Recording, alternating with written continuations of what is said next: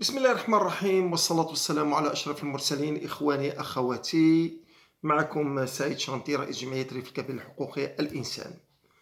اليوم زلزال من الإعفاءات يضرب المستشفى الحسني بالناظور جراء مجموعة المراسلات اللي قامت بها منظمات حقوقية وتقارير سرية مرفوعة لعدة جهات مؤسساتية في الدولة المغربية، ولا أقصد الحكومة المغربية. تقرر إرسال في الثلاثة الأسابيع الماضية لجنة تفتيشية لتقصي حقيقة ما يقع في المستشفى الحسني بالناظور. والواقع أن التقارير التي تم إنجازها والتي تم تأكيدها من قبل مؤسسات ضبطية خاصة سرية تتماشى مع التقرير أصبح بعد الزيارة ديال اللجنة ثبت بأن كل التقارير هي تقارير 100% صائبة ولم تجانب الصواب. وعلى هذا تقرر اليوم إعفاء مجموعة من المسؤولين داخل المستشفى الحسني من مناصب المسؤولية، ماشي الطر ديالهم، بل يلا عاد دار لهم الإعفاء من مناصب المسؤولية.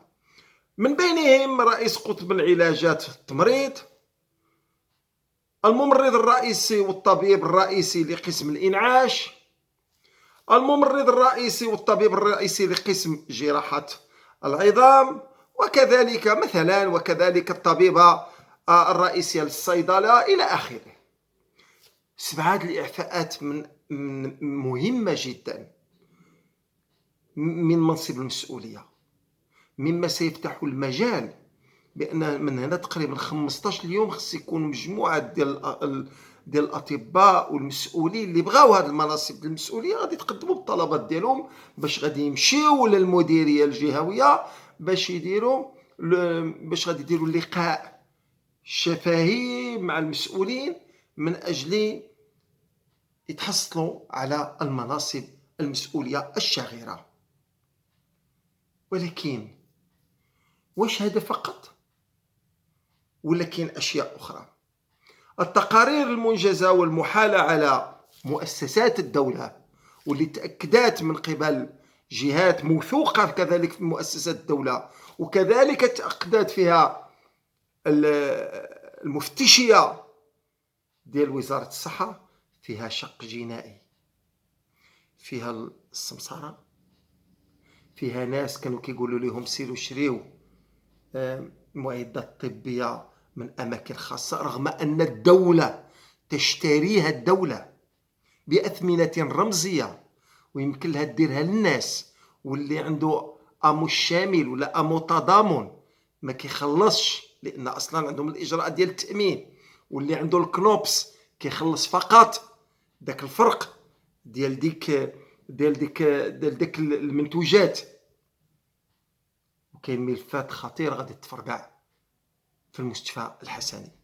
اما في الميدان ديال الصيدله ما تنساوش الضجه اللي دارت جمعيه الريف الكبير لحقوق الانسان، وكنا كنقولوا بان الناس كيمشيو للمستشفى الحسني في المداومه ما كيلقيوش الادويه. الخطير في الامر بان تلك الادويه كتلقاها في الصيدله بيريمي، ضاعت، ما عطوهمش للناس وكيبقاو ضايعين. ومجموعه المشاكل الاخرى اللي عندها الطابع ديال الاهمال الجسيم. اليوم هاد الناس اللي كانوا في مناصب المسؤوليه هما كانوا دخلوا في واحد البرنامج اللي قدموا المشاريع ديالهم باش يتحصلوا على هاد المناصب المسؤوليه، وقيله كان اعتقل من 2020. اليوم حتى الوزاره باش جات تشوف ديك البرامج اللي كانوا حطوها هاد الناس لقاوها خاويه، ما دار فيها والو، وكان تحداهم شي واحد يقول لي دارت. اليوم الناس اللي غادي يمشيو يقدموا برنامج ديالهم ديال تحمل المسؤوليه خصهم يوفيو بالواجبات، يوفيو بالتعهدات باش توصل المجال الصحي للناظور الى ما يرضاه المواطن. ما نساوش راه باقي كاينين ناس ملفات ديال السمساره، هادوك شركات سيكوريتي.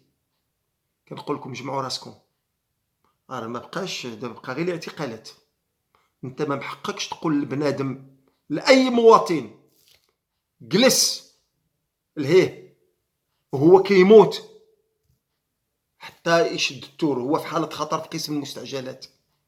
ما محققش تهضر مع مواطن مريض جاي باش يشوف الطبيب وعنده رونديفو ولا عنده موعد شهري ولا ديال الاخر، وتقول له لا سمح لي غادي تبقى في الشمس. عرفتوا علاش؟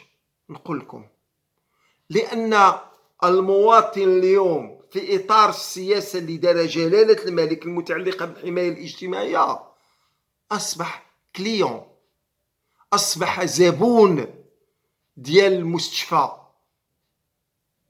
ماشي غير مواطن جينا كنديروا فيه الخير، رغم ان الدوله ما كديرش الخير، الدوله كدير الواجب ديالها تجاه المواطنين ديالها. لهذا هاد السياسه ديال انا كنحكم راني موظف عمومي ولا هادي، ولا كاين واحد شي افيرات اخرين كيداروا. مثلا جا واحد السيد دار اكسيدون غراف ودخل للسبيطار، وجات الاسره ديالو وتلقات ليها الشركه سيكوريتي، رجع اللور وندير لكم فعلك. وجا الطبيب قال لهم يلاه نوضوا ودابزو. هنايا خصنا نعرفوا بان هذاك السيد اللي دخل غراف راه مريض، والعائله ديالو حتى هو مرضى. علاش؟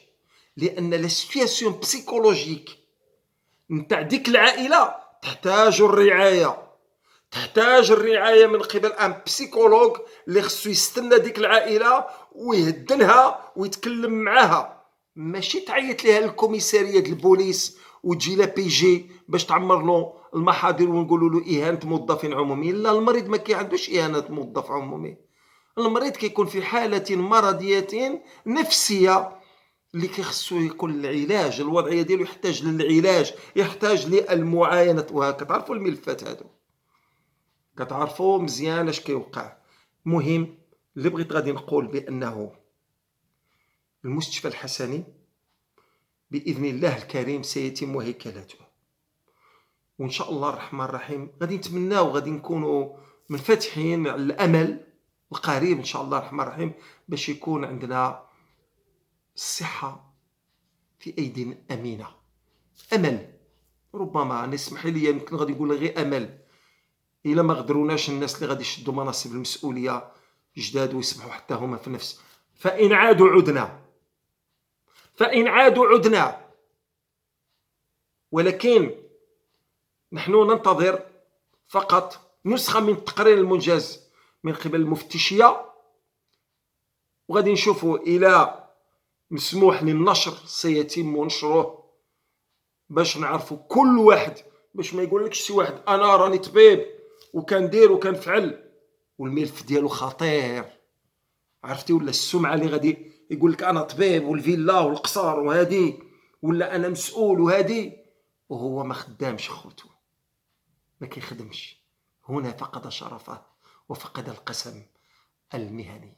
تحياتي لكم، وسنعود قريبا بملفات جديدة. السلام عليكم ورحمة الله تعالى وبركاته.